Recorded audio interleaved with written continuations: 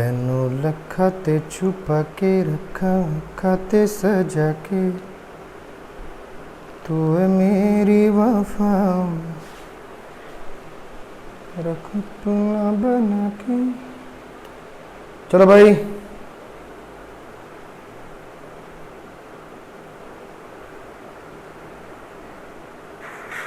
रखा ते छुपा के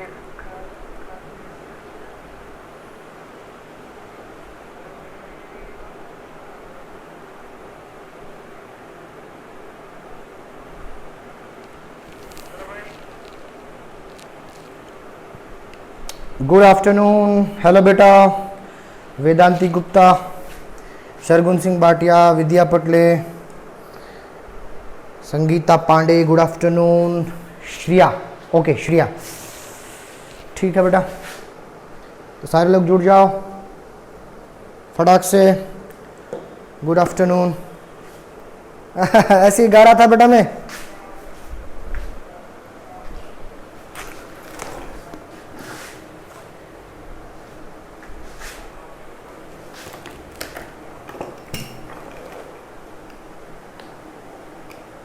सारे बच्चे जुड़ जाओ।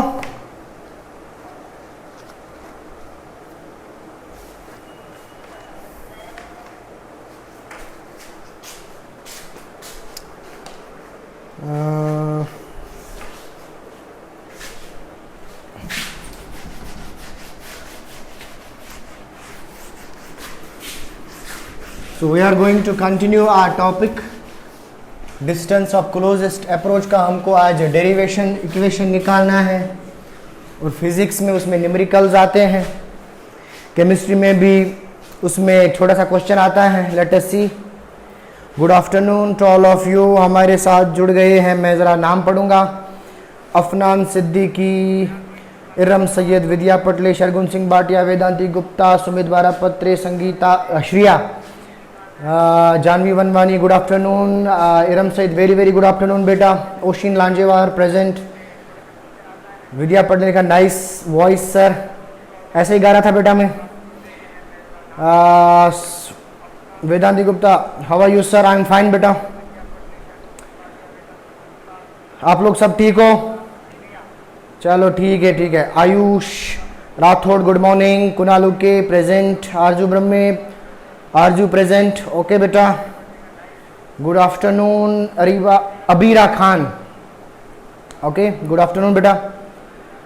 सो चलो चालू करते हैं अपना class without wasting a single moment of time. हाँ, कल जहां से हमने छोड़ा था वहीं से आज टॉपिक को उठाएंगे, derivation of distance of closest approach. तो कल का मैं थोड़ा सा इसको फिर से वो डायग्राम बनाता हूं। सपोज यहां से ग्राउंड से अल्फा पार्टिकल निकल रहा है, ये मानो तुम एक बॉल है, ठीक है। इसको न्यूक्लियस के पास जाना है। किसके पास जाना है? न्यूक्लियस। लेकिन जब ये न्यूक्लियस के पास जाता है, यहां से ये हाई स्पीड से निकलता है, हाई स्पीड। कुछ देर के बाद ये यहां पे आ जाता है, तो इसको हम बोलते थे D, distance of closest approach. और यहां से ये वापस आता था, तो मैं ऐसे दिखाऊंगा, आता है इसी ट्रैक से, लेकिन थोड़ा इसको सेपरेट दिखाने के लिए वापस इधर से आता। तो ग्राउंड तक पहुंचते पहुंचते मैं मानता हूं जस्ट टचिंग द ग्राउंड, यहां पे potential energy is equal to 0, यहां पे potential energy is equal to maximum, बराबर है, ओके। यहां पे ये पोटेंशियल एनर्जी जब वापस गिरेगा तो मोशन में आएगा, तो यहां पे kinetic energy will B maximum, just touching the ground. यहां पे किसी को कंफ्यूजन है क्या? तो मुझे बताओ, मैं एक्सप्लेन करूंगा। क्योंकि देखो, जितना ऊंचाई से तुम किसी चीज को गिराओगे, उतना ही ज्यादा उसका काइनेटिक एनर्जी बढ़ेगा। वो भी कब तक? जब वो जस्ट टचिंग द ग्राउंड होगा, जस्ट टचिंग द ग्राउंड होगा, ठीक है। तो यहां पे मैक्सिमम काइनेटिक एनर्जी होगा इस पे, ठीक है। अब मैंने जब फोर्स निकाला था, वो दोनों के बीच में वो आया था कितना? 1/4 पाई एप्सिलॉन नॉट, हाँ, Q1 Q2 upon r square. तो ये आया था 1/4 पाई एप्सिलॉन नॉट। Q1 था, ये सपोज मैंने अल्फा पार्टिकल रखा, अल्फा पार्टिकल में 2 प्रोटॉन्स होते हैं, 2 पॉजिटिव चार्ज होते हैं। ये मैंने कोई भी न्यूक्लियस रखा, न्यूक्लियस का एटॉमिक नंबर Z, कोई भी E, तो ये क्या आया था 2E, हाँ 2E, फिर ZE upon r square, r square था D स्क्वायर। तो इसको हमने ऐसा लिखा था F is equal to 1/4 pi epsilon naught twice ZE square upon D square. This was the force, ये उन दोनों के बीच में फोर्स था। बहुत इजी है, बहुत इजी, कुछ करना ही नहीं इसमें। नाउ जैसे मैंने ये कंसेप्ट आपको बोला था कि यहां से ना potential energy is converted into maximum kinetic energy. तो यहां पे मैं लिखूंगा कि ये पूरा पोटेंशियल एनर्जी कन्वर्ट हो गया इस पॉइंट पे, किस में, काइनेटिक एनर्जी में। सो मैं तो लिखूंगा at this point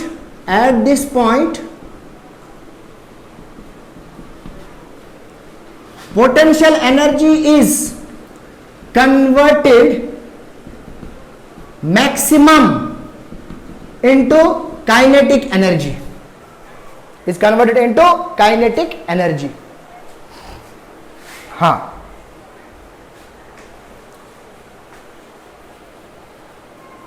और चलो मेरा एक क्वेश्चन है मेरा, ये जो पोटेंशियल एनर्जी है, पोटेंशियल एनर्जी यहां पे देखो, यहां पे पोटेंशियल एनर्जी है, तो ये मानता हूं मैं r डिस्टेंस, तो ये एक तरफा पाथ फॉलो करता है। Potential energy follows one sided path. देखो वन साइडेड पाथ, इसका मतलब है यहां से यहां तक पोटेंशियल एनर्जी क्या आ गया, मैक्सिमम। लेकिन काइनेटिक एनर्जी देखो, यहां से गया फिर वापस आया, यहां से भी काइनेटिक एनर्जी है, यहां से भी काइनेटिक एनर्जी है। तो tell me, kinetic energy follows one sided path कि two sided path? Comment.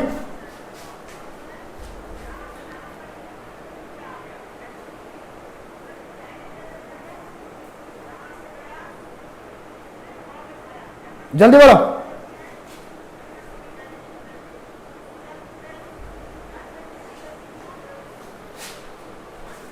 Very good, two sided path. तो अगर मैं इस फोर्स को कन्वर्ट करता हूं, सपोज ये मैं इसमें ऐसे लिखता हूं कि potential energy will be equal to 1/4 pi epsilon naught twice ZE square upon, बताओ ये d रेस्ट पावर 2 आएगा कि d रेस्ट पावर 1 आएगा, या सिर्फ d आएगा इन case of potential energy? In case of potential energy ये d स्क्वायर आएगा या d रेस्ट पावर 1 आएगा या d आएगा? Tell me, in case of potential energy. Two sided path, very good.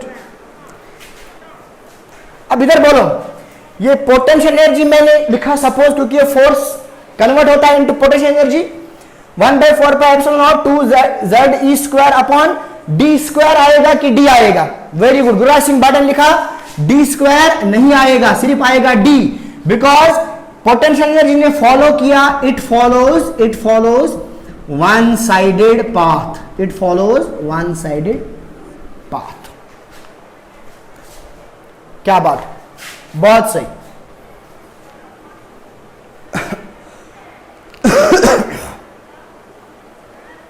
बराबर, चलो यहां तक आपको समझ में आया।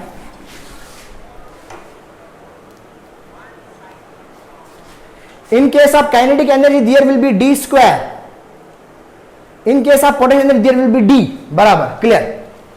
अब नजर रखो, सपोज ये जो पॉइंट है काइनेटिक एनर्जी जहां पे मैक्सिमम है, बराबर, यानी कि इधर potential energy is converted into maximum kinetic energy. तो मैं इस पॉइंट का नाम रखता हूं सपोज J, इस पॉइंट का नाम रखता हूं J। तो मैं सोचता हूं at point J, the potential energy is converted into kinetic energy. इसका मतलब पोटेंशियल एनर्जी किसके बराबर होगा? Kinetic energy. क्या मैं सही हूं कि गलत? पॉइंट जे पे potential energy is equal to kinetic energy. Is this right और रॉन्ग? Comment comment.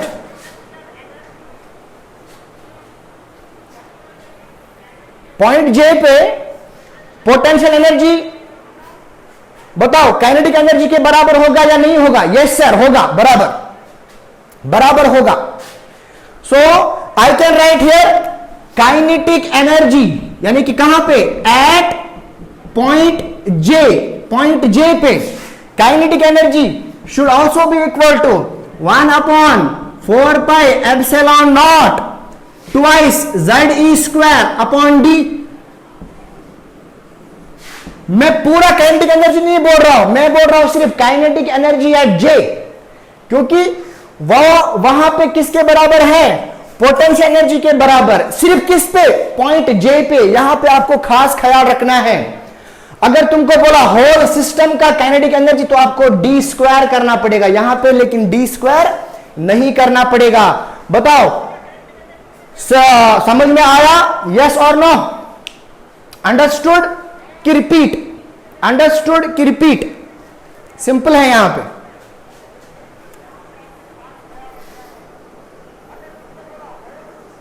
जल्दी बोलो। ओके, अब ये जो है इसका वैल्यू ऑलरेडी पता होता है हमको। कितना होता है? 9 × 10⁹ newton metre square per coulomb square MKS में। Very good. 1/4 pi epsilon naught का वैल्यू हमको मालूम है, that is 9 × 10⁹ newton metre square coulomb per coulomb square, बराबर। और यह भी याद रखना कि इसको मैं अगर ऐसा करूं, ये इक्वेशन को ऐसा लिखूं, चलेगा? D is equal to 1/4 pi epsilon naught twice ZE² upon kinetic energy. चलेगा? मैंने इन दोनों को इंटरचेंज किया, सिंपल। तो D is equal to 1/4 pi epsilon naught किसके बराबर है? 9 × 10⁹ बराबर। ये 9 × 10⁹ के बराबर है, इंटू 2 इंटू Z। इधर रब कर लेता हूं। Z is atomic number, Z atomic number है,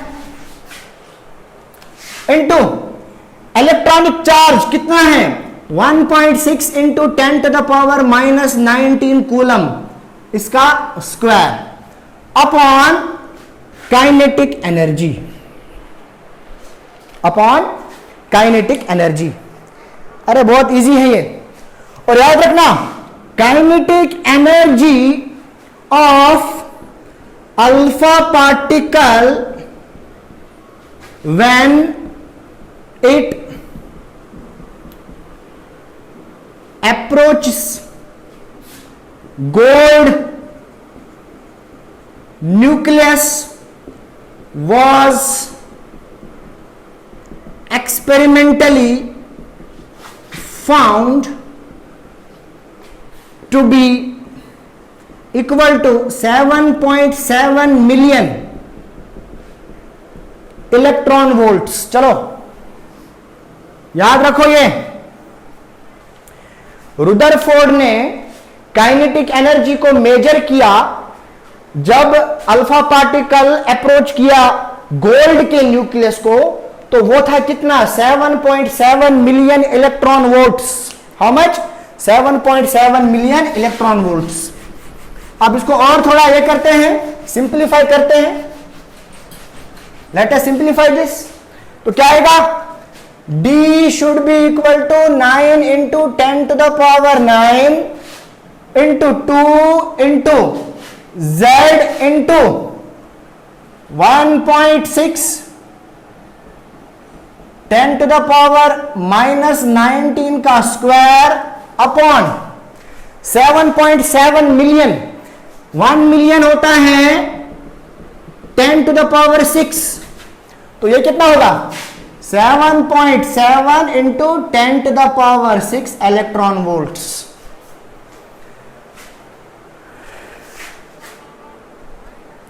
बढ़िया। अब मैंने इसको electron volts convert, electron volt into joules, electron volts को इंटू जूल में कन्वर्ट करना है। हमको मालूम है 1 इलेक्ट्रॉन वोल्ट किसके बराबर है, charge of electron 1.602 10 to the power -19 joules. तो 7.7 into 10 to the power 6 electron volts कितने होंगे इंटू दिस। सो डी कितना आएगा, D will be equal to 9 into 10 to the power 9 into 2 into Z 1.6 10 to the power -19 का square upon कितना 7.7 10 to the power 6 into 1.6 10 to the power -19 1.602 into 10 to the power -19। चलो calculate करो इसको, calculate this.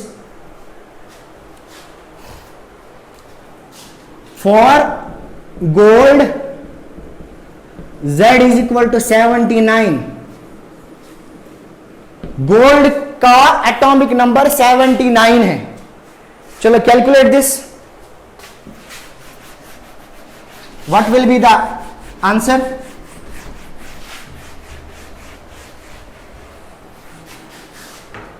करो जल्दी,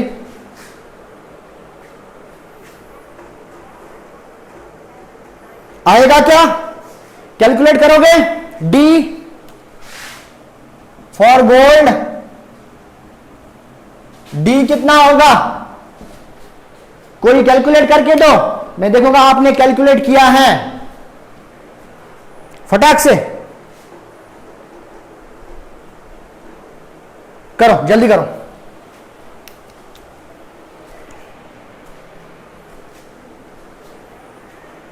I am waiting for your answer.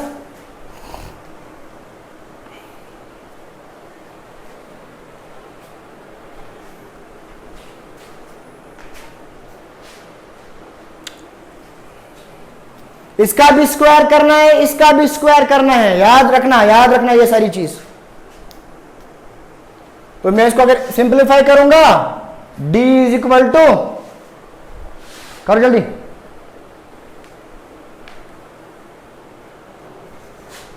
Hmm 9 into 2 into Z क्या है 79 into 1.6 का square into 10 to the power 19 का स्क्वायर हो गया 10 टू द पावर -38, और ये 10 टू द पावर 9 इसमें से कम किया तो कितना आएगा -29। तो मैंने एक जगह पे इनको लेके आया हूं, अपॉन यह आएगा 7.7 इंटू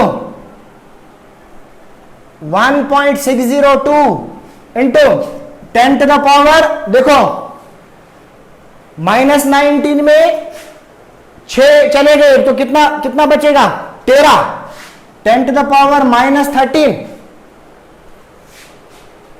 बराबर। इसको ऊपर लेके गए, D is equal to 18 into 79 into 2.56 into, ये ऐसे करता हूं 7.7 इंटू 1.602 इंटू, ये ऊपर जाएगा तो ऊपर चढ़ के प्लस हो जाएगा इसमें, तो ये बचेगा 10 to the power -16। Am I correct? 10 to the power -16। तो सब कैलकुलेट करने के बाद आपको ऐसा कुछ बचेगा 295.11 10 to the power -16, ऐसा कुछ आपका आंसर आएगा।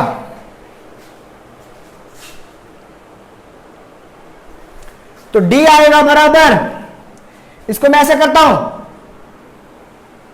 229.511, एक डेसिमल कम किया इनटू 10 टू द पावर, देखो यहां पे मैंने वैल्यू कम किया तो यहां पे बढ़ेगा यानी कि -15 हो जाएगा। 10 टू द पावर -15, 29.511 को इक्विवेलेंट करता हूं 30, चलेगा?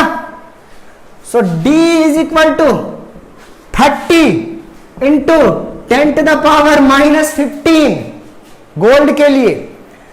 10 टू द पावर -15 को बोलते हैं फेम्टोमीटर। अरे बोलते कि नहीं? 10 to the power -15 is known as femtometre, जिसको बोलते हैं फर्मी। तो ये हो गया D is equal to 30 fermi for gold, बराबर। शरगुन सिंह भाटिया ने एकदम करेक्ट लिखा, और इसको मैंने इधर साइंटिफिक नोटेशन को इधर इधर करके गोल्ड का आंसर निकाला 30 फर्मी। एम आई राइट और रॉन्ग? अरे बहुत इजी कैलकुलेशन है, कुछ नहीं है। गोल्ड के लिए आया 30 फर्मी, 30 फर्मी।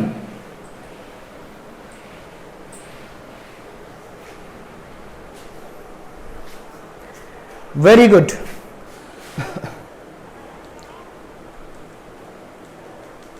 बढ़िया, 30 फर्मी। आपके लिए होमवर्क है, होमवर्क ये है, find distance of closest approach for number 1 silver foil, number 2 tin foil, number 3 iron foil. ये आप घर पे करके लेके आओगे 30 फर्मी। डन? चलो लिखो, अंडरस्टूड कि रिपीट, अंडरस्टूड और रिपीट।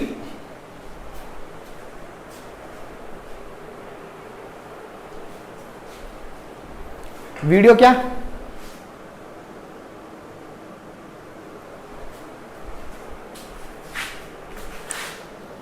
सर वीडियो एसटीसी के स्टक, लक्ष्य कामले।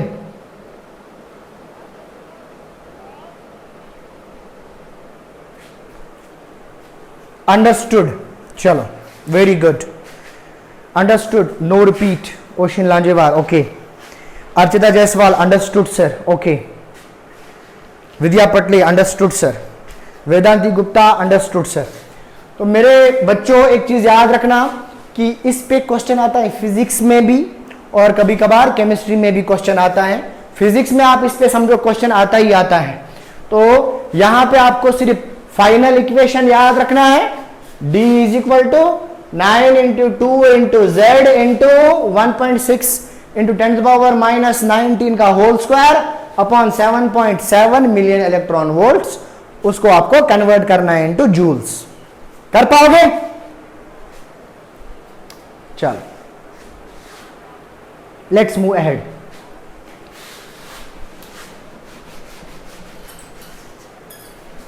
तो रदरफोर्ड्स मॉडल यहां तक था। अब हम देखेंगे इसके limitations.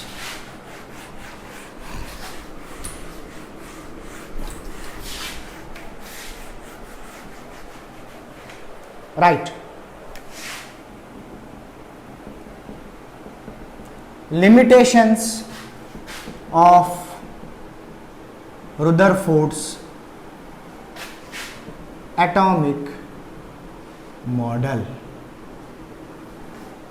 Limitations of Rutherford's atomic model. Read the heading.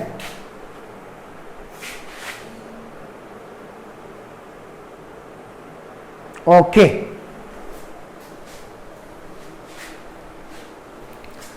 सबसे पहला limitation, it is against law of electrodynamics. Electrodynamics आप फिजिक्स में पढ़ोगे, सर आपको बता देंगे ये इलेक्ट्रोडायनेमिक्स क्या होता है, इसके जो लॉ होता है वो एक्चुअल में होता है क्या है वो आपको मेरा सर बता देंगे. मैं उनको बता दूंगा कि एटॉम्स एंड न्यूक्लियस में, क्योंकि ये बहुत बड़ा टॉपिक है, आप उधर हमको जाना नहीं है. Number 2, it fails to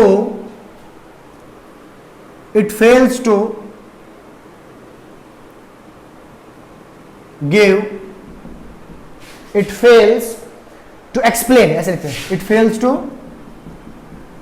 explain stability of atom. Atom कैसे स्टेबल है इसने कोई आंसर दिया नहीं, रुदरफोर्ड. तीसरा, थर्ड, अब सपोज ये न्यूक्लियस है, न्यूक्लियस नजर रखो, ये इलेक्ट्रॉन एक शेल में घूम रहा है. सपोज इलेक्ट्रॉन एक शेल में घूम रहा है, तो एक थ्योरी है जिसको बोलते हैं इलेक्ट्रोमैग्नेटिक थ्योरी.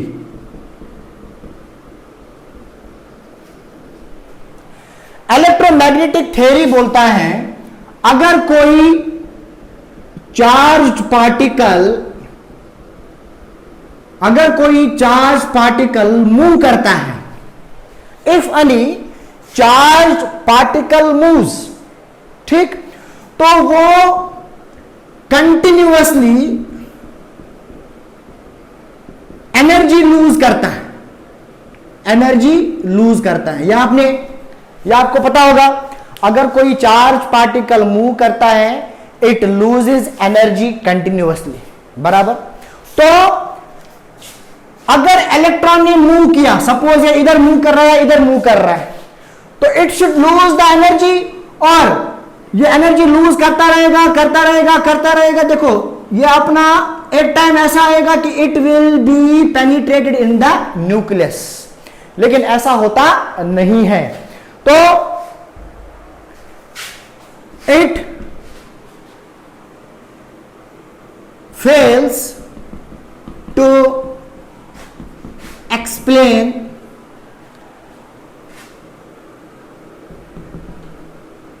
इलेक्ट्रो, या ऐसे कर सकते हैं, it fails to explain that when charged particle moves it loses energy. इसने यह समझाया नहीं. और अगर ऐसा होता तो 10 to the power -18 सेकेंड में, 10 to the power -18 सेकेंड में electron should jump into the nucleus, लेकिन ऐसा होता नहीं है. इसका भी आंसर रुदरफोर्ड के पास नहीं है. जल्दी लिखो, right this. Number 4, it fails to explain distribution of electrons around nucleus.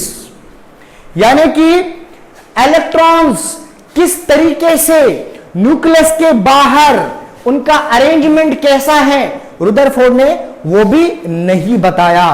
तो आप ये चीजें लिखो, इसमें से आपको क्या नहीं समझा, कौन सा पॉइंट नहीं समझा, कमेंट करो, मैं आपको फिर से बताऊंगा कौन सा पॉइंट इसमें नहीं समझा। Let me tell you, let me explain you that point. वैसे तो इसमें कुछ है ही नहीं, आई होप कि पूरा आपको समझ में आना चाहिए sir. Okay, so due to the Rutherford model was flop और we can say proved wrong. देखो, हमेशा एक चीज याद रखना कि जब बच्चा पैदा होता है, सबसे पहले वो डायरेक्टली चलता नहीं है। पहले क्या करता है वो, पहले उसकी आंखें भी बंद होती है, फिर धीरे धीरे आंखें खोलता है, फिर वो 1-1.5 महीने तक हंसता भी नहीं है, फिर 1-1.5 महीने के बाद थोड़ा थोड़ा इसका स्माइल चालू होता है, ठीक। फिर 4-5 महीने तक अपने पैर ऐसे ऐसे हिलाता है। तो दीज आर द डेवलपमेंट्स, ये क्या है, डेवलपमेंट्स। फिर 6 महीने के बाद उसको पहला निवाला खिलाते हैं, फिर वो खाना खाना चालू करता है, ठीक। अब मेरे को इतना एक्सपीरियंस क्यों है, क्योंकि मेरा भी एक छोटा बेबी है, तो मैं आपको बता रहा हूं। अब उसके बाद उसका डेवलपमेंट होता है, फिर धीरे धीरे 1 साल के अंदर वो चलने लग जाता है। तो ऐसा ही साइंस है। तो सबसे पहले जितना डिस्कवरी हुआ उसके हिसाब से साइंटिस्ट अपना बोल देंगे, उसमें कुछ चीज सही होगा, कुछ चीज गलत होगा। लेकिन हम ये नहीं बोल सकते कि रुदरफोर्ड पूरा रॉन्ग है। भाई, जितना फैसिलिटी उस जमाने में था उसके हिसाब से रुदरफोर्ड ने अपना काम, बहुत बड़ा काम किया, ठीक है। उस जमाने में एक्सरे नहीं था, बहुत सारी चीजें नहीं थी, तो फिर भी रुदरफोर्ड ने इस स्तर पे काम किया। समझ में आया। फिर उसके बाद जो मॉडल्स हैं, ठीक, वो एक एक पॉइंट एक्सप्लेन करते जाते हैं। अब उसके बाद वाला जो मॉडल है उसमें भी खामी होगी, उसको कोई और आएगा, वो दुरुस्त करेगा। फिर आज जो मॉडल चलता है, मॉडर्न मॉडल, जो श्रोडिंजर्स वेव इक्वेशन मॉडल है, जो क्वांटम मैकेनिकल मॉडल है, वो आज माना जाता है। लेकिन अगर तुम लोगों में दम है तो रिसर्च करो और श्रोडिंजर्स वेव इक्वेशन को गलत साबित करो। गलत कोई साबित नहीं कर सकता, आप सिर्फ लिमिटेशंस निकाल सकते हो। आप किसी थ्योरी को रॉन्ग नहीं बोल सकते, सिर्फ उसमें कुछ खामियां होगी due to the technical effect. Thank you so much बेटा विद्या। ओके, वेदांती गुप्ता को नाम भी मालूम है, हुरैन। ओके बेटा, थैंक यू सो मच। चलो आगे बढ़ते हैं।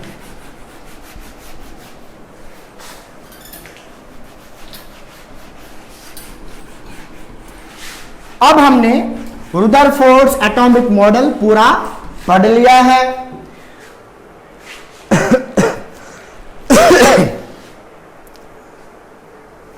थैंक यू सो मच बेटा। ओके, आगे बढ़ते हैं। अब कुछ टर्म्स हमको पढ़ने हैं जो हमको पता होना चाहिए। नंबर 1 लिखो मेरे साथ साथ, एटॉमिक नंबर।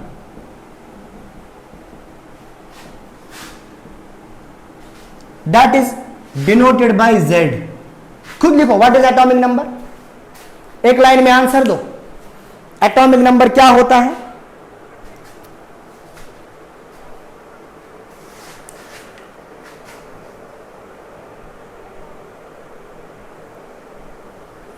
ओशिन लांजेवार ने लिखा है, हम कभी कभी सोचते हैं कि क्या हम सिर्फ डिस्कवरी के बारे में ही पढ़ेंगे, क्या हम कभी डिस्कवरी नहीं कर सकते? क्यों नहीं कर सकते? तो हर एक चीज के लिए स्टेप बाय स्टेप चलना पड़ता है। आप अभी 11th में हो, फिर 12th में जाओगे तो कोई एग्जाम क्वालिफाई करोगे, उसके बाद आप अच्छे कॉलेज में जाओगे, वहां पे आपको लैब फैसिलिटी मिलेगा। फिर मास्टर्स करने के लिए जाओगे, फिर मास्टर्स में आपको ज्यादा अच्छा लैब फैसिलिटी होगा। फिर उसके बाद फर्दर स्टडी, हायर स्टडी के लिए जाओगे तो उसमें ज्यादा अच्छा फैसिलिटी होगा। तो जितना आगे बढ़ोगे आप, उतनी ज्यादा फैसिलिटीज आपको मिलेगी और आप डिस्कवरी कर सकते हो। साइंटिस्ट थोड़ी बचपन से ही होता है, ठीक है, वो भी मेहनत करता है, उसके बाद कुछ ना कुछ बन जाता है। तो you can do. Number of protons और इलेक्ट्रॉन्स, तो मैं लिखता हूं Z होता है नंबर ऑफ प्रोटॉन्स या इलेक्ट्रॉन्स बराबर। इसमें Z ऑफ कैटायन लिखो, Z ऑफ कैटायन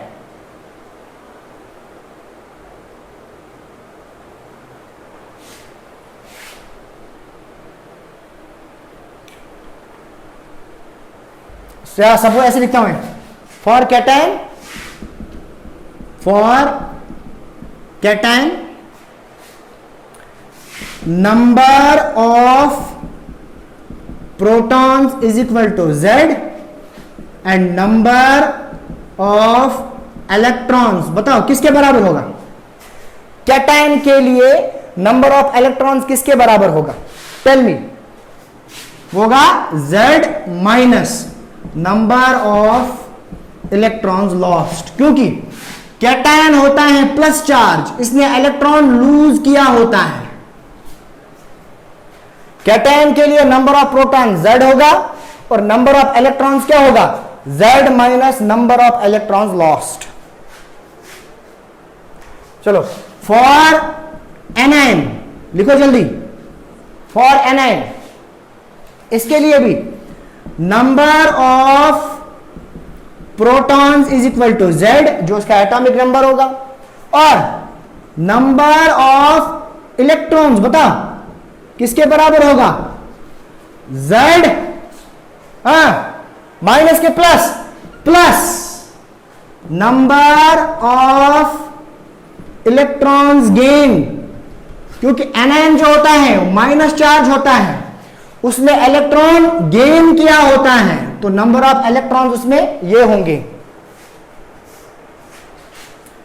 क्या बात? तो ये एटॉमिक नंबर हो गया। सिंपल सी बात है। अगर मैं आपको बताऊंगा सोडियम का Na+ का बता नंबर ऑफ प्रोटॉन्स कितने होंगे, नंबर ऑफ इलेक्ट्रॉन्स कितने होंगे, बोलो।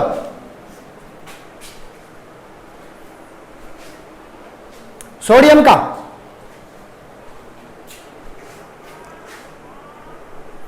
Na+ का जल्दी बोलो।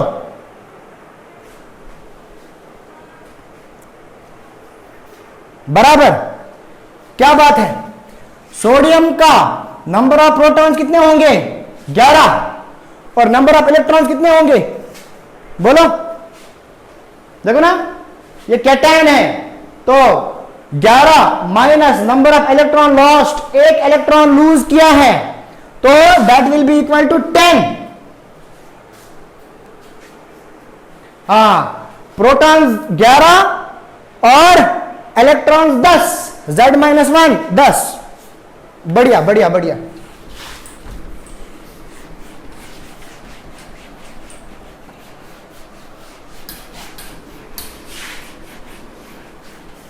चलो इसका बोलो Fe3+, नंबर ऑफ प्रोटॉन्स कितने होंगे और नंबर ऑफ इलेक्ट्रॉन्स कितने होंगे, जल्दी बोलो।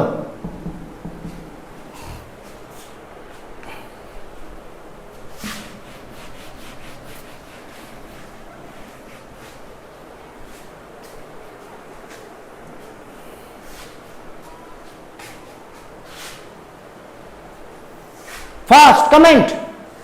Number of electrons 10। इसमें बोलो Fe3+, आयरन 3+, इसको बोलते हैं फेरिक आयन। फेरिक आयन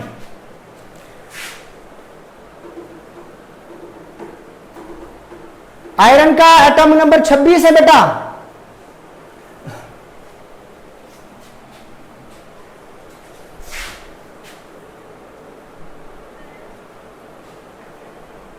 ये 9 क्या है,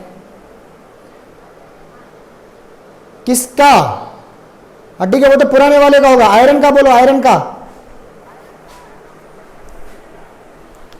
9, 26 और 23। विद्या पटले, वेरी नाइस आंसर। 26 और 3 इलेक्ट्रॉन लूज किए, यानी कि 26 माइनस 3 वो हो गया 23। Number of electrons 23। आरजू ने सही आंसर दिया है, इरम ने भी सही आंसर दिया है। सुमित बारापत्र 26, 23, बहुत अच्छा। 26 प्रोटॉन्स, 23 इलेक्ट्रॉन्स, बहुत अच्छा। चलो उसके बाद number 2 term, atomic mass number.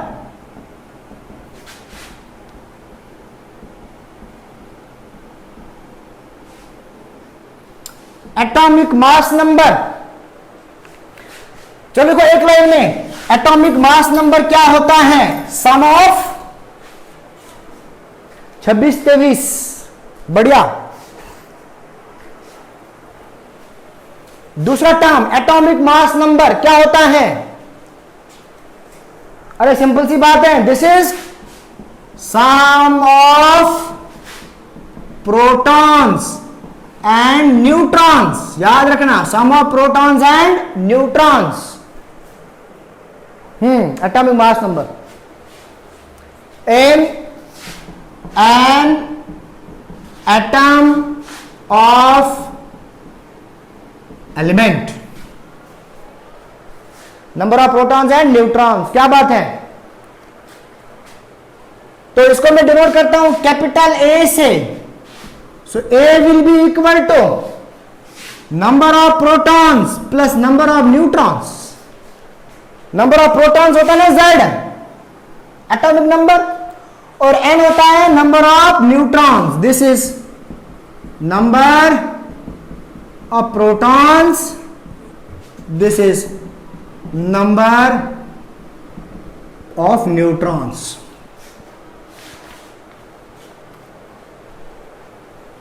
Note लिखो, क्वेश्चन आया था, क्वेश्चन आया था एक बार, लिखो मास नंबर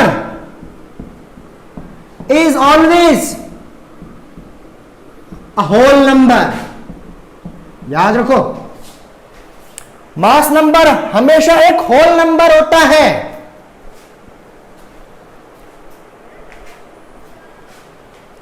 सिंपल सी बात है, जल्दी लिखो।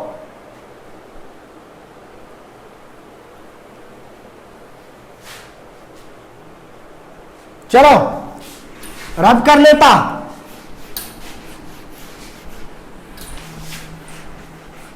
Third term, atomic weight.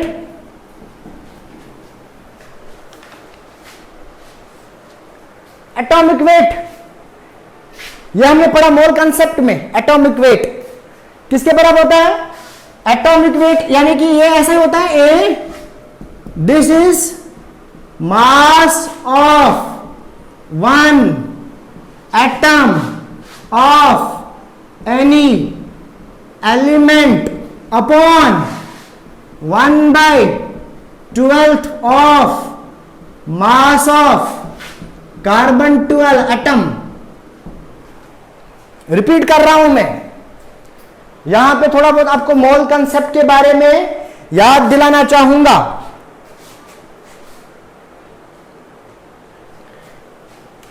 Okay, उसके बाद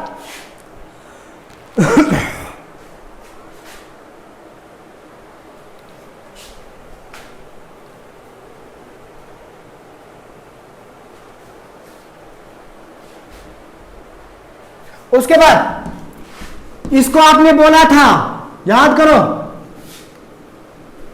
1 AMU बोला था कि नहीं? आगे बढ़ो, तो क्या आएगा? A इज इक्वल टू, इसको आपने बोला था एब्सोल्यूट मास। याद करो, एब्सोल्यूट मास बोला था कि नहीं बोला था? हाँ, A is equal to absolute mass upon 1 AMU है ना।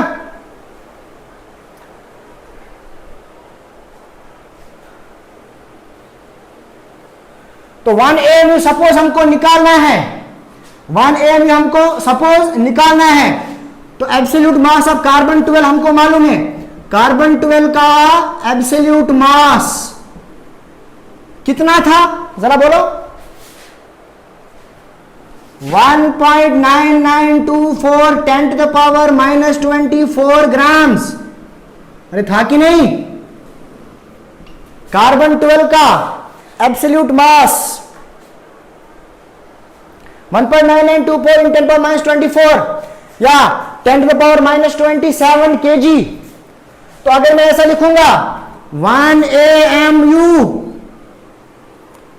Into A is equal to absolute mass, तो 1 AMU किसके बराबर होगा, absolute mass upon A, that is equal to 1.9924 10 to the power -24 grams upon A हमको मालूम है दैट इज 12। तो जब हमने ऐसा किया था तो ये हमको आया था 0.166 10 to the power -24, 0.166 10 to the power -24 आया था कि नहीं। इसको हमने ये हटा दिया था 1.66 इंटू 10 to the power -23, ये था, दिस वॉज -23 बेटा 1.66। तो this was the atomic mass और 1 AMU ये हमको ऑलरेडी मालूम था, आज मैंने थोड़ा इसको रिपीट कर दिया ताकि आपको चैप्टर नंबर 1 भी थोड़ा याद आए। आगे बढ़ते हैं, एक न्यूमेरिकल लिखो प्रॉब्लम। अभी हमारे पास 5 मिनट और हैं, एक प्रॉब्लम लिखो।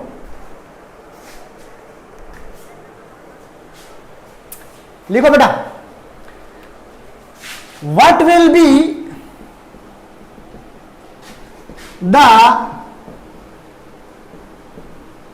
difference in what will be the difference in mass number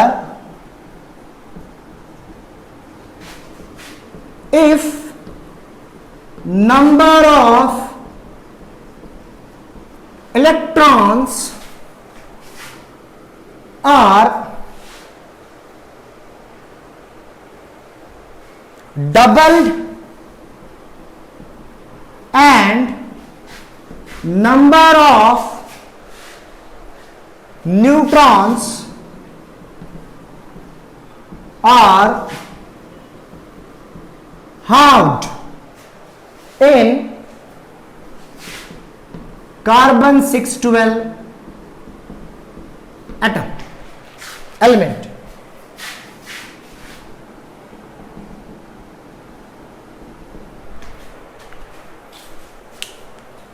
mass difference कितना होगा अगर मैंने नंबर ऑफ इलेक्ट्रॉन को डबल किया और नंबर ऑफ न्यूट्रॉन को हाफ किया कार्बन 612 में। चलो दिमाग लगाओ थोड़ा अपना, हमको मालूम है इसका सॉल्यूशन मैं बताता हूं आपको क्योंकि टाइम कम है हमारे पास। मास नंबर होता है किसके बाद, number of protons plus number of neutrons, होता कि नहीं। इलेक्ट्रॉन का यहां पे कोई है ही नहीं। तो कार्बन 612 में मैं देखता हूं प्रोटॉन्स और न्यूट्रॉन्स। ये इनिशियली, फिर हमने क्या किया था, फाइनली हमने क्या किया था। देखो इनिशियली कुछ मैंने किया नहीं था, तो प्रोटॉन्स कितने आएंगे इसमें, कितने आएंगे तो बोलो 6। न्यूट्रॉन्स भी कितने आएंगे 6 इनिशियली। फिर मैंने प्रोटॉन्स को कुछ नहीं किया, लेकिन न्यूट्रॉन्स, प्रोटॉन्स को फाइनली भी 6 हैं, न्यूट्रॉन्स को क्या किया हाफ 3। इलेक्ट्रॉन को मैंने डबल किया, कुछ भी किया, उससे मास नंबर को फर्क नहीं पड़ेगा। फर्क पड़ेगा तो न्यूट्रॉन्स को अगर मैंने डबल या सिंगल किया। तो ये पहले था 12, बाद में आया 9। तो अगर मानता हूं मैं ये 12 100% है, तो 9 कितना होगा? 75%। दिस विल बी 75% अगर ये 100% है। तो इनिशियली कितना डिफेक्ट आया? 100 में से सिर्फ 75 बचा। So the difference in mass number is 100 minus 75, that is 25%। 25% आया डिफरेंस आया। पहले 100% था, फिर 9 रह गया, यानी कि 75, यानी कि 4 4 4 4 या 3 3 3 3 3% मानो 25%, 3% मानो क्या? 25%। 25 25 25 25 3 4 12 हो गए 100। ये हो गया 3% मानो 25, 3 3 6 3 9 25 25 25 75। तो बचा कितना? 25%। मैं इधर नोट लिखूंगा, note the electrons are doubled, it has no effect on mass number. Am I right or wrong? बोलो जल्दी। इससे मास नंबर को कोई फर्क पड़ने वाला नहीं है। सिर्फ मास नंबर को फर्क पड़ेगा तो सिर्फ पड़ेगा किससे? न्यूट्रॉन से या प्रोटॉन से, अगर मैंने उसको सिंगल डबल किया तो। सिंपल है, कुछ नहीं है इसमें।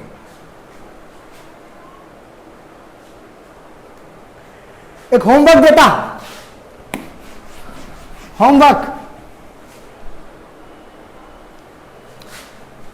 होमवर्क है, आपको फाइंड करना है number of neutrons, number of protons, number of electrons. किसका? क्लोरीन 1735 का। और दूसरा नाइट्रोजन 3 - 714 का। और आपको रिवाइज करके आना है एवरेज आइसोटोपिक मास, जिसका था x/100 इंटू ए प्लस y/100 इंटू बी। वो आपको रिवाइज करके आना है। तो तब तक के लिए अपना ख्याल रखो।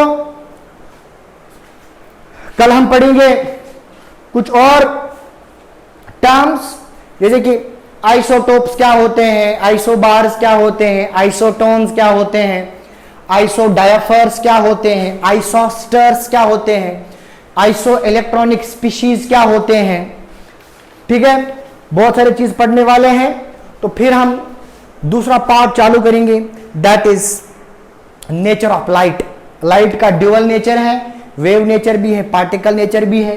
उसमें हमको पढ़ना है हाइजेंस प्रिंसिपल, फिर ब्लैक बॉडी रेडिएशन पढ़ना है हमको, फोटो इलेक्ट्रिक इफेक्ट पढ़ना है हमको, डी ब्रोगलीज ड्यूअल नेचर पढ़ना है, हाइसेनबर्ग्स अनसर्टेनिटी प्रिंसिपल पढ़ना है, फिर एटॉमिक मॉडल्स और पढ़ने हैं, Schrodinger's Sommerfeld atomic model, Schrodinger's wave equation.